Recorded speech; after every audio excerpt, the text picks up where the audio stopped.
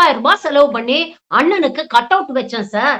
ஆனா 3 நாள் கூட இருக்க விடாம உடனே நகராட்சி வந்து அத அகற்றிட்டாங்க சார். இது என்ன அநியாயமா இருக்கு சார். தாவேகா தொண்டரா இருக்கிறது அவ்வளவு பெரிய குத்தமா சார் அப்படின்னு இவர் பேசுறாரு. ஆனா உண்மை என்னன்னா, இந்த மாரி கட் அவுட் வைக்கிறதுக்கு முதல்ல நகராட்சி கிட்ட பர்மிஷன் வாங்கணும். இந்த லொகேஷன்ல கட் அவுட் வைக்க போறோம் அப்படின்னு பர்மிஷன் கிடைச்சா தான் வைக்க முடியும். அப்படி எந்த பர்மிஷனும் வாங்காம, இவங்க நெனச்ச இடத்துல இவங்க தற்கூரி தலைவனுக்கு ஒரு கட் அவுட் வச்சா, நகராட்சி அத நீக்காம என்ன பண்ணுவான்? நாளைக்கு போற வர மக்கள் மீது ஏதாவது அந்த கட் அவுட் விழுந்து உயிர் சேதம் ஏற்பட்டுச்சுன்னா, அதற்கு உங்கள் தற்கூரி தலைவன் பதில் சொல்லுவானா?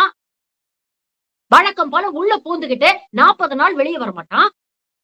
முதல்ல அரசுடைய நடைமுறைகள் என்ன அப்படிங்கறத தெரிஞ்சுக்கிட்டு சில விஷயங்கள செய்யுங்க.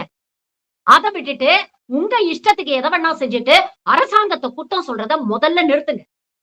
ஊடகங்களும் இத தேவையில்லாம பில்டப் பண்ணிட்டு இருக்காங்க.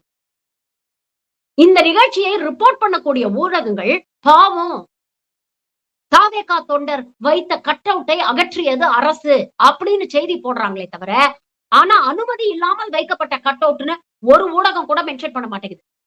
இதுக்கு பேரு தான் எச்சைத்தனம் அப்படிங்கிறது.